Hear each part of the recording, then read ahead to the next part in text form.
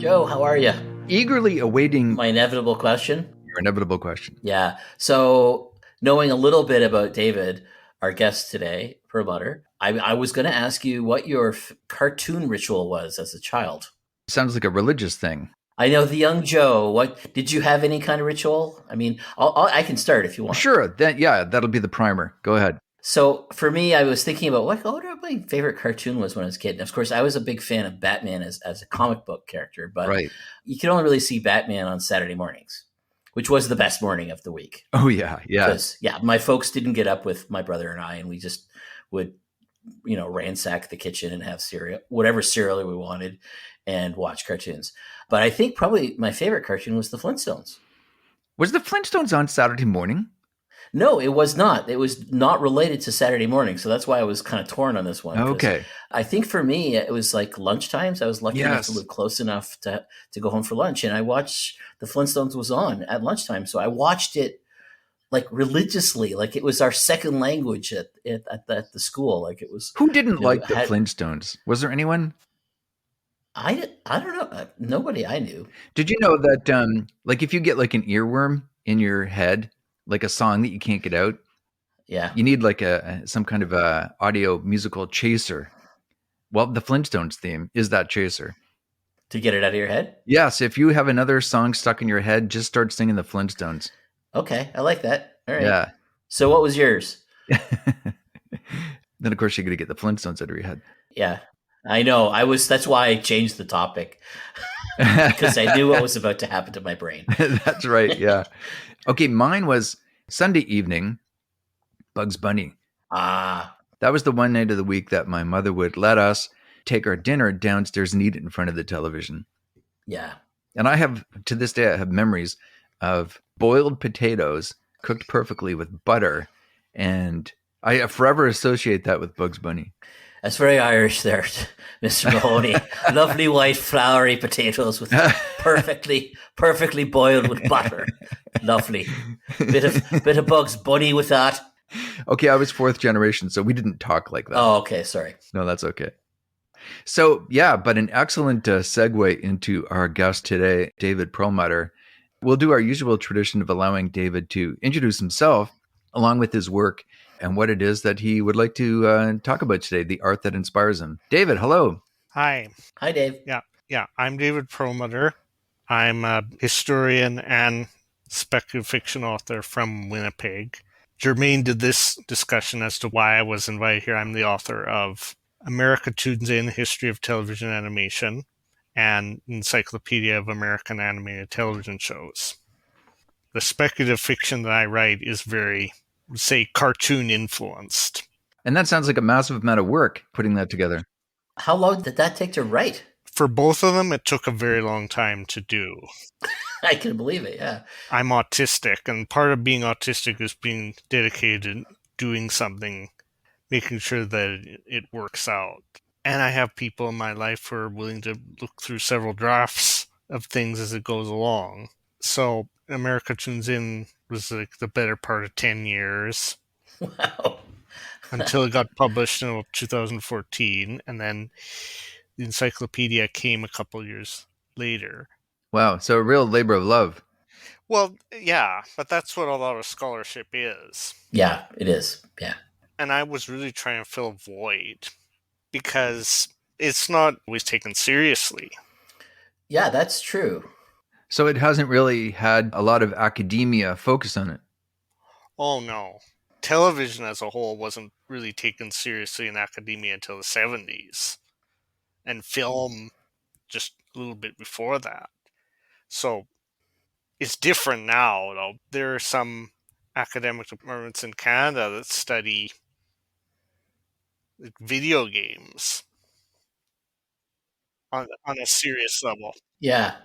A lot of my colleagues. I work at Western University. That's my day job, and a lot of my colleagues are media studies scholars, and some of them, like actually one of our previous guests, Tim Blackmore. You probably would love to meet him because he certainly knows an awful lot about cartoons and that artwork. Yeah. And the sort of intellectual importance of that artwork. I've been fortunate to be a member of the Society for Animation Studies, which is the organization of the people in academia that sort of take animation seriously. Yeah, sort of. The biggest problem is that I think that the vocational training and the scholarship element of it are fused, and it's very hard trying to tear them apart. A great number of the animation programs at universities are focused on vocational training, and Yeah. scholarship is more of an afterthought. And it always bothered me hearing and reading stuff that equated television animation with bad morality and violence and whatnot. Hmm. And, it's almost like the people who took jazz seriously or took rock and roll seriously when it first came around. And people were saying all of this sort of biased and racist stuff about the people who made it. Hmm. It was the same sort of thing when I was writing America Tunes In. I went and looked in some archival articles and I quoted from them and say these people were not actually looking at the programs. They were using hyperbole and distortion to advance their own agendas, basically.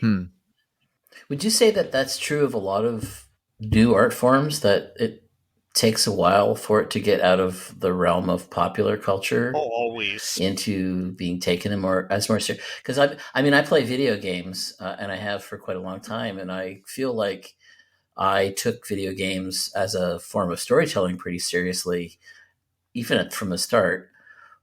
And it took a long time before I started hearing scholars talking about that.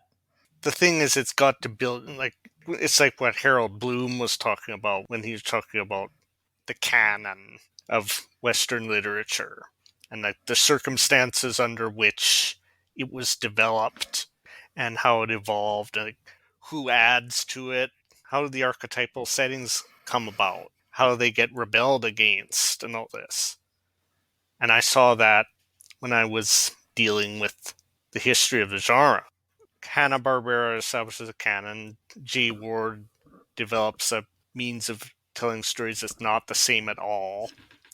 And then over time, you get a new generation come up. Matt Groening comes in, does his thing. Mm-hmm.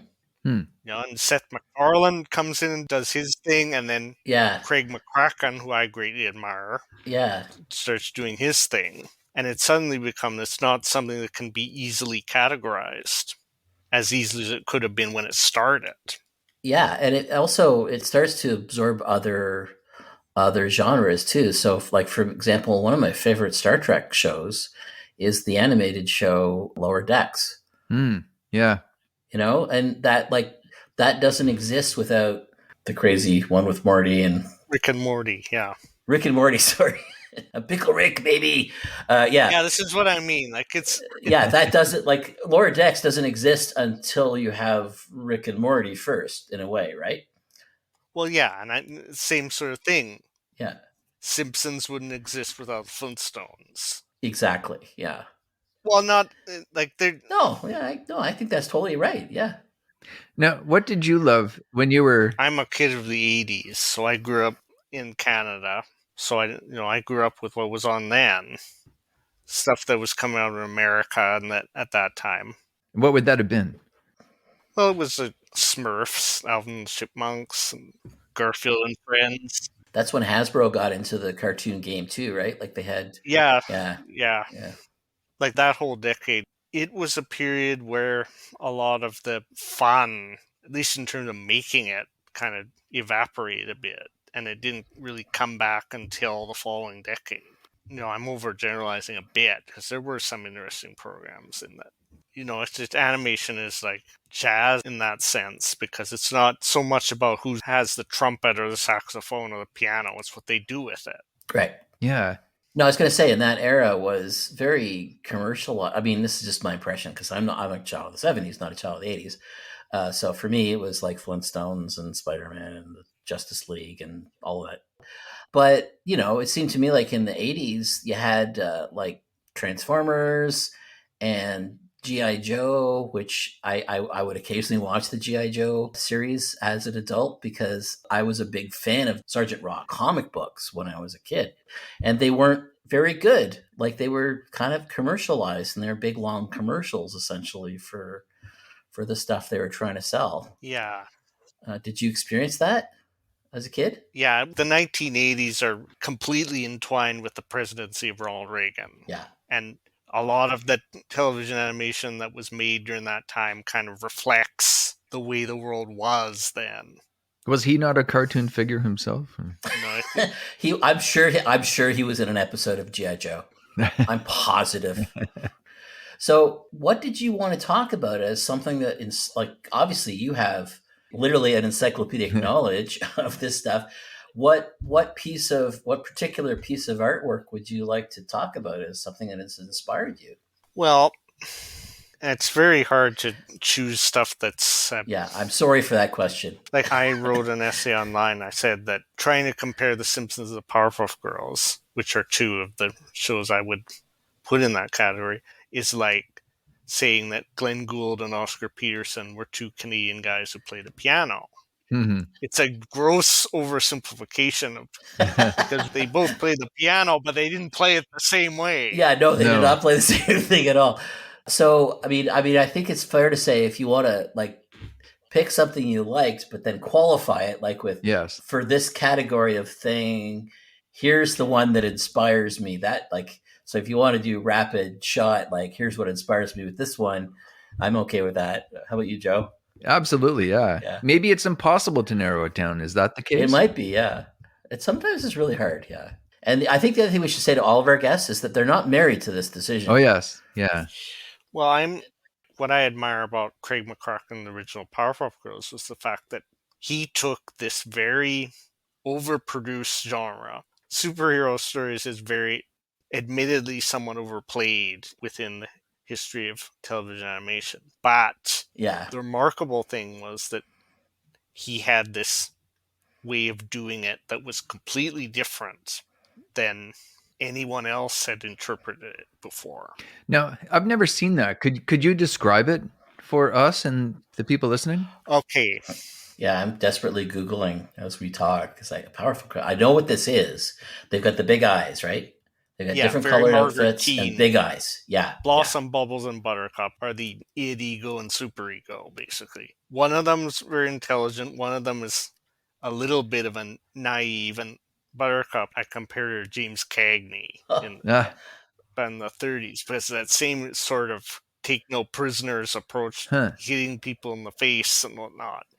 And so they go out and fight these very broadly constructed bad guys. McCracken has said that the 60s Batman show is a big influence on him, and you really see that. I can see a lot of that and a lot of the Dick Tracy. But the way that he did it, it's an immersive experience almost. You feel everything that happens. You feel the hits. And he's using a lot of very kind of stuff that live action filmmakers take for granted, but that television animation rarely employs. McCracken does this, and Jendy Tartakovsky, who is his contemporary, does a lot of that kind of stuff too. Mm-hmm. It's not static. It moves. You feel everything that happens. And was it very popular? What was the reaction to it? Oh, well, it had quite a cult following. It was very popular. It lasted for 6 seasons in its original incarnation. Mm-hmm. And most shows are lucky if they get one. So it obviously, Cartoon Network saw something in it, and they were right to do that. And it was late 90s? Is that right? The late 90s? Late 90s, 1998. Yeah. And for me, it was I'm used to escapist, blaxploitation style, lack of substance television animation. Suddenly, I get exposed to, this is what was so good about me coming of age in the 1990s. I get to see the equivalents of filmmakers like Bergman, Fellini, Kurosawa. Oh, yeah. For me, that's what McCracken is. It's so he's like the Kurosawa of animation, basically. That's what you're saying. Kurosawa of television animation. Television animation, sorry. Yeah, okay. Yeah. Yeah. What else did he do besides that? Well, he did Powerpuff Girls, and then he did Foster's Home for Imaginary Friends, and then Wander Over Yonder, and then most recently he's done Kid Cosmic for Netflix. So he's still active. Oh yeah, I mean, that's another thing that's interesting because he keeps coming back. What's his full name? Craig McCracken. Craig McCracken. Have you ever met him? I have not, no. Would you like to? One of these days, yeah. But I try and keep track of him on social media. And same thing with Rob Renzetti, who did another very clever and unconventional superhero show called My Life as a Teenage Robot, which I'm also very... That's a great title. Now, something I didn't realize, I just found out recently. I should have known this. Probably everybody else does. J. Michael Straczynski, I was a big fan of him for Babylon 5. And he got a start in animation, cartoons. Probably you knew that. That's probably in your encyclopedia. Yeah, I credit him as a writer on several of the shows in the encyclopedia. Yeah.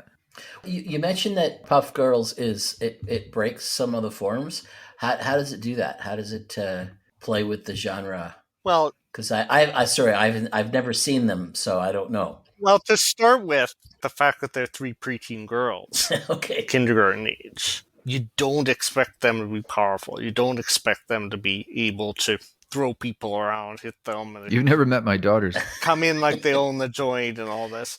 Yeah. There was and is, unfortunately, a lot of sexism in the business, both in terms of making comic book narratives and making the animated programs. And Powerpuff Girls was a definite departure from that. Was it a conscious departure? Do you know it did? I believe it was. Yeah. McCracken was very sure of that, and his right-hand woman, Lauren Faust, was a big influence on that. She went on to do My Little Pony's Friendship is Magic. Why do you think McCracken chose that subject? Well, you would have to ask him, but I believe it's probably it's a novelty thing. Did he have daughters, or did he have a specific audience in mind, or? He got into Hanna-Barbera basically after he dropped out of California Institute of the Arts. He took a job as an art director for Hanna-Barbera. Oh, okay. Wow. They did this program where they asked people who work at the studio and other people basically to make a series of short films. And they would choose the ones that were said to them that they felt were going to work. And a lot of good stuff came out of that. Such as? Well, the Powerpuff Girls came out of that. And then there were a lot of the early Cartoon Network shows started like that. Cow and Chicken, Johnny Bravo, Dexter's Laboratory, that all came out of that. Huh. Is Hanna-Barbera still going today? No. What happened to them? Well, in 2001, it became Cartoon Network Studios. Oh, really? Oh, I didn't know that. Yeah. Bill Hanna died in 2001. Joe Barbera died in 2006. And unfortunately, I discovered that their old animation studio is now an apartment building. It's now a what? It's an apartment building? An apartment building. And what happened to their IP? Like, what happened to all their, Snagglepuss and Deputy Dog? Warner owns most of that. And who lives in the apartment building? Like Snagglepuss and Woody Woodpecker? Oh, I wish. I wish. It's Deputy Dog too, right? That's Hanna-Barbera. No, right? that was Terry Toons. Oh, okay. Thank you. Yeah, I explained all that. That was one of the hardest things about doing the research is that who did what to start with, and then how do you categorize it in terms of this era and that topic and what sort of... I need to read your book, obviously. That was where I found reading Harold Bloom and Northrop Frye helpful, because they did a lot of that stuff with English literature, and so they gave me kind of a model for what I wanted to... I find it fascinating that you're tackling animation in the context and on the same level as Northrop Frye tackled his subjects. Well, why not? Why not, though? Because this stuff cuts deep, right? This is the stuff you're introduced to as a child. So this is, got the same power as fairy tales and bedtime stories. Northrop Frye took everything that he wrote about seriously, whether he was writing about William Blake or whether he was writing about religion or... And then trying to take Canadian literature seriously at a time when nobody outside of Canada did. That's one of the reasons. So speaking of which, how does Canada fare in terms of animation? We have a lot more than we used to have. Well, Nelvana is Canadian, isn't it? Nelvana, yes. I was pronouncing it wrong. Is it Nelvana? I believe it's Nelvana. Before them, there was hardly any animation in Canada. We were really on the fringes. There were some people working, but What about Rankin Bass, that kind of stuff? Rankin Does that count as animation? Rankin Bass was yes, so it's stop motion. Oh, like Wallace and Gromit, yeah. Yeah, okay. Does that count? Yes. Or is that a fringe sort of... Animation can be subcategorized by the content of the narratives, but it can also be subcategorized by the forms in which it takes. You have traditional 2D animation and 3D animation, Right. stop motion, which is what Rankin Bass did, and then clay animation. Davy and Goliath. Oh, yeah. Oh Yeah, my God, you yeah. gotta watch those. And then there's the more experimental forms of animation that people like Norman McLaren were doing at the National Film Board. Well, and some of it was truly sublime. I'm thinking of like Frosty the Snowman. You know, I watched that recently, and that original version of Frosty the Snowman is note perfect, in my view. Yeah, that's where you need to have people who are taking it seriously and giving it a lot of thought and consideration. And that was Rankin Bass, wasn't it? Yes, Arthur Rankin and Jules Bass. Yeah, and they used a lot of Canadian talent too. Oh, yes. Yeah. The majority of the voice actors in Rudolph the Red-Nosed Reindeer are Canadian, except, of course, for Burl Ives. Who surely must be an honorary Canadian. Well, we can consider him that, certainly. Yes. But I was thinking of when Mark was asking me my cartoon ritual as a kid. Another one was Spider-Man. I loved the animated Spider-Man and was thrilled later in life working for CBC Radio Drama to meet the voice of Spider-Man, Paul Soles, who's Canadian and looked nothing like Peter Parker. But his voice was a perfect Peter Parker. Yeah, that's the thing about animation voice acting. Yeah, you don't have to look like a Hollywood actor to be really great at it. That's right. Some of them is not that much of a stretch, but sometimes if you match the images of the voice actor with the animated cartoon character, Yeah. it doesn't always match up. But the thing that always kills me about reviewing the careers of voice actors is how versatile a lot of them are. The best ones are like one-person repertory companies. Oh, yeah. I mean, Joe, you would know a lot about this because you've worked with some of these people, but I'm always amazed at the talent of voice actors in terms of what they can do with their voice and how they can figure out how to make a character with just a few things. All they have to do is go, okay, I got this in the dialogue. Okay, so like I can play with that idea, and they bring a few things in from like their experience, or they go, okay, I'm going to do a little George Clooney here. I'm going to mix that with some John Benjamin, and this is going to be the new character, except he's more insecure than both of them. And it works. It's amazing. Yeah. Oh, Mel Blanc. Yeah.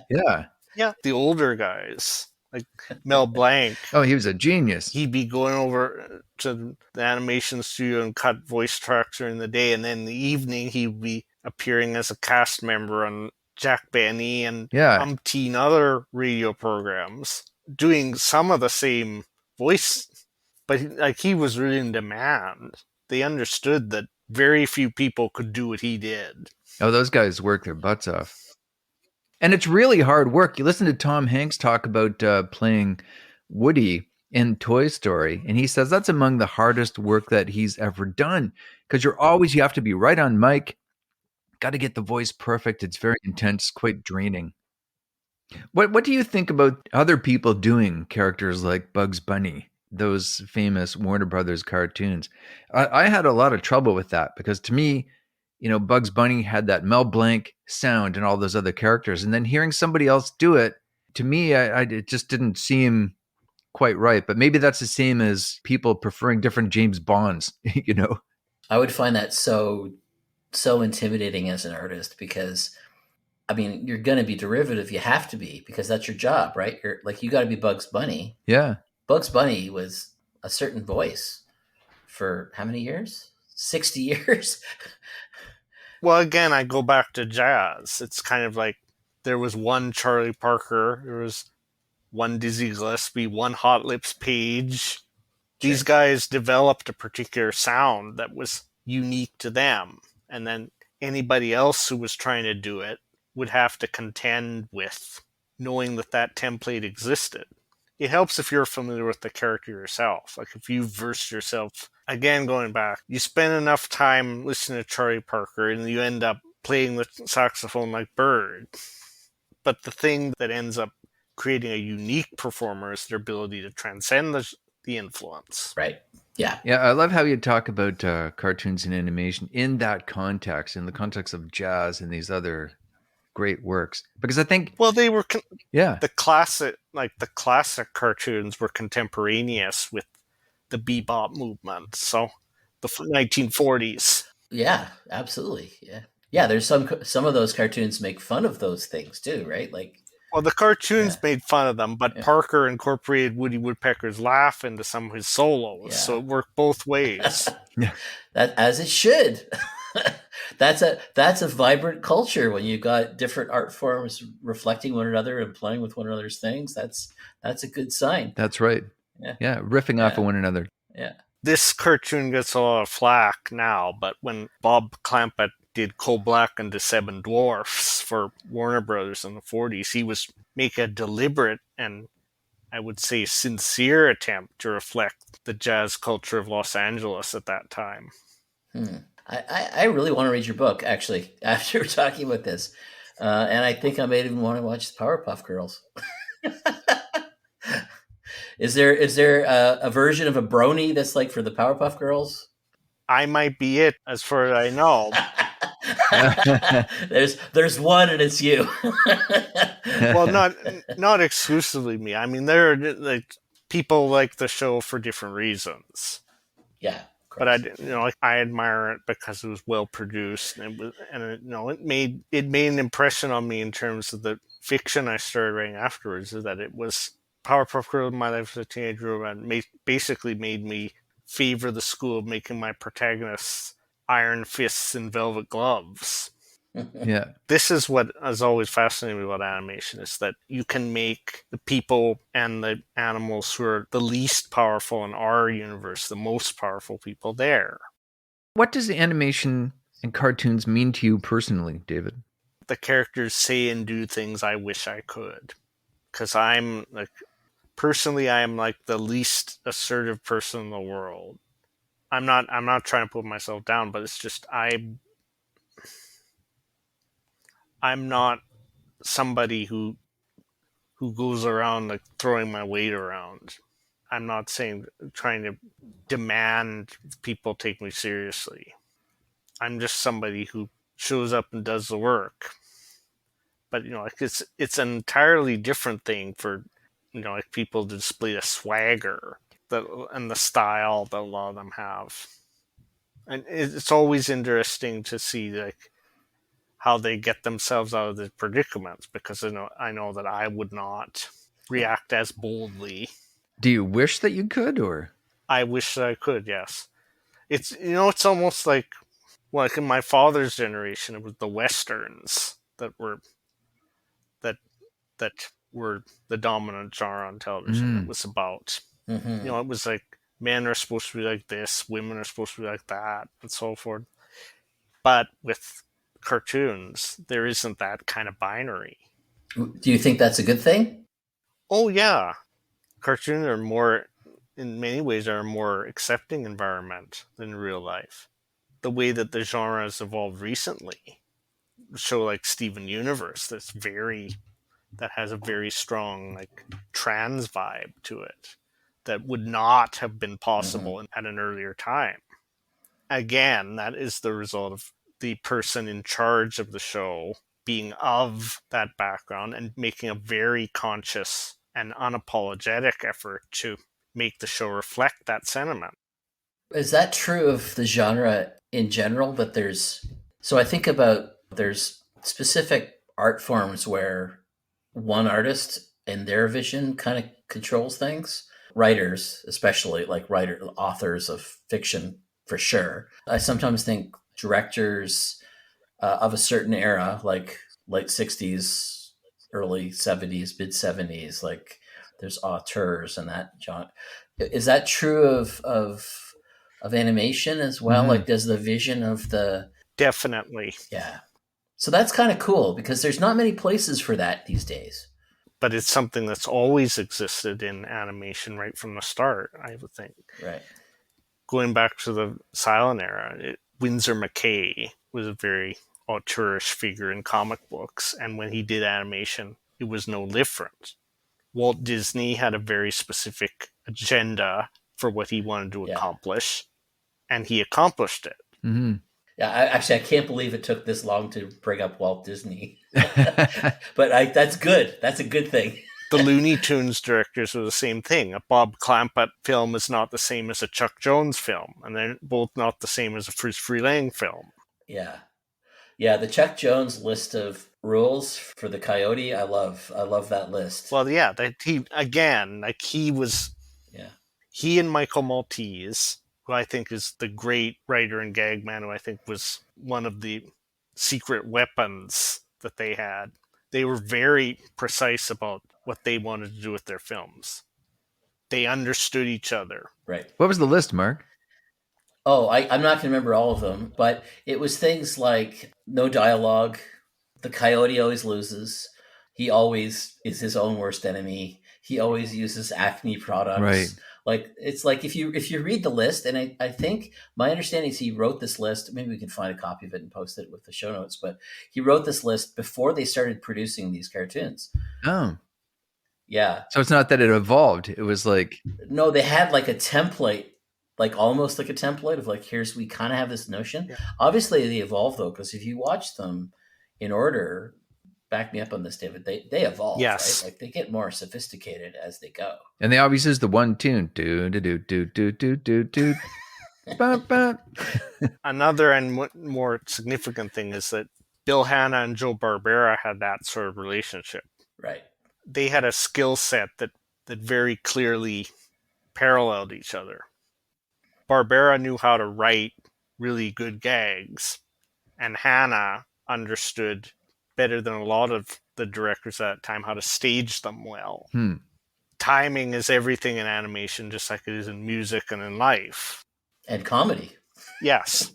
So all the Tom and Jerry cartoons that they did in the 40s and 50s, you see that everything happens logically, everything is set out directly so there's a flow. There isn't a whole lot of wasted space or words. And that became very important to them when they moved into television in the 50s. They got into television in the 50s basically because MGM shut down its animation department and they were out of work. Going back to the Flintstones, that's how that came about eventually. Yeah, because, I mean, that's a brilliant cartoon. It really is. The more we talk, the more I go, yeah, I see the influence of jazz on this, right? Because you start with the form, with like whatever it is, your set of rules. If it's the Roadrunner and the Coyote, it's going to be this thing with this when it's Tom and Jerry. And then really each individual show is just a variation of the form and just playing with it and finding new ways to surprise people. And yeah, it's like a jazz singer is not going to sing a song completely straight. They're going to be scatting and they're going to be playing with the rhythm and putting all these weird interpolations into it. Animation the same way. It's unless the intent is clearly to tell the story in a straight fashion, which doesn't happen too often. What did you think of the latest Spider-Man animated feature? Well, it reflects the fact that animation is experimentation. Mm-hmm. There's no one way to do it. Yeah, I love the way that it incorporated many different forms or possible approaches to animation. Now, I know that we're going to have you come back because I know this question is another whole podcast, but I know for a fact that there's got to be some influence of Japanese animation when it comes to the Powerpuff Girls. So when we talk again, we're going to have to talk about Japanese animation. Yes. Well, yeah, I mean, that Mojo Jojo, their principal nemesis, is very anime character. I mean, just like the run-on sentences that never end. That's like trying to convert Japanese into English. Yeah. So that will have to be another podcast, I think, to talk about the Japanese. Because really, we've been talking about North American animation for most of the conversation. Anime is its own. Now, is it fair to say it's a separate genre? or is it just a subgenre of animation? It's the way they do animation in Japan, and it's absolutely not the same way that they do animation in North America. That's the short way of saying it. If we're thinking about the chart, like there's vertebrates and invertebrates, and then in terms of animation, there's the Japanese way of doing it, and then there's everybody else. Is that fair? Yeah, the way that Miyazaki makes his films is not the same way as the way they make movies at the Disney studio.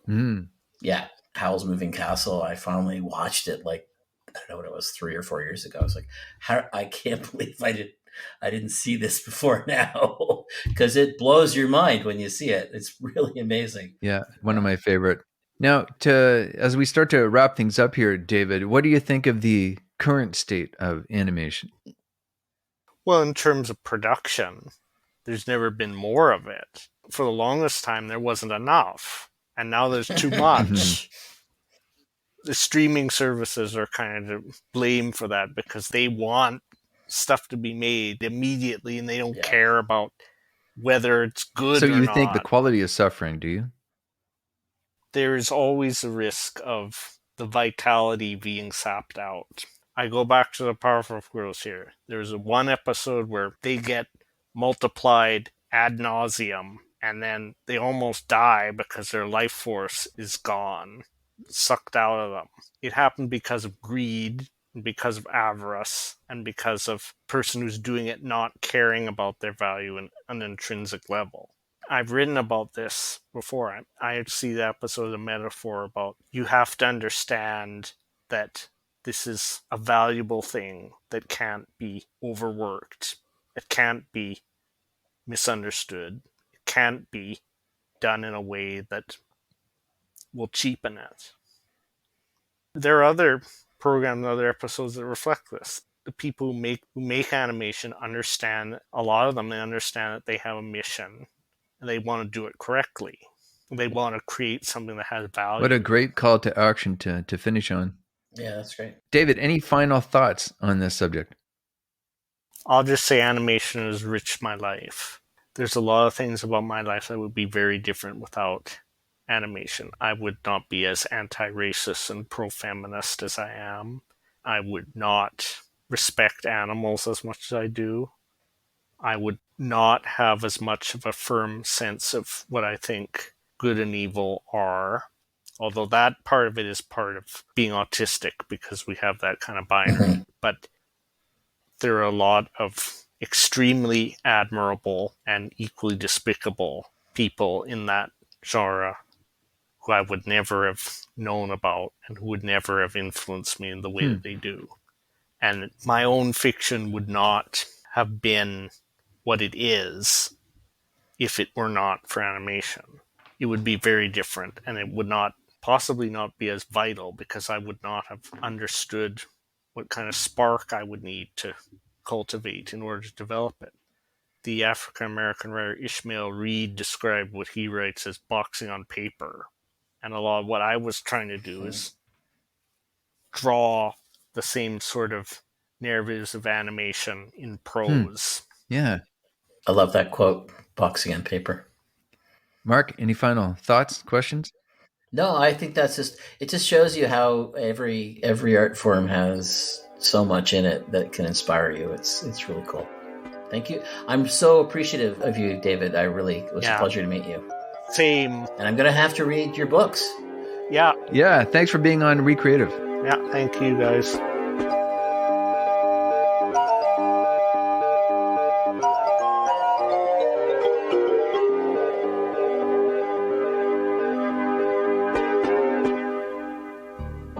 Joe, I'm really enjoying this. This has been fun, but I don't want to do this podcast anymore. You're talking about stopping the podcast. No, I'm just kidding. But I do want to take August off. I just had a heart attack, Mark. I was just trying to get that rise out of you. So yeah, I think we should take August off. I think we should end of July and come back after Labor Day. I think that's a terrific idea. Why don't we do a special episode to finish the whole thing off? A very special episode? Very special episode, yes. And we're going to launch your book, right? Yes. We're going to launch my book, Adventures in the Radio Trade, with a special live edition of Recreative. That sounds perfect. So we'll do that on the 30th. Sunday the 30th will be a special live edition of Recreative, after which We'll take August off. And then we'll be back on... After Labor Day. After Labor Day. I'll take my white pants off at that point. Your white pants. Right? Because you're not supposed to wear white after Labor Day. Do I look like someone who pays any attention to that kind of... Do I look like someone who has white pants?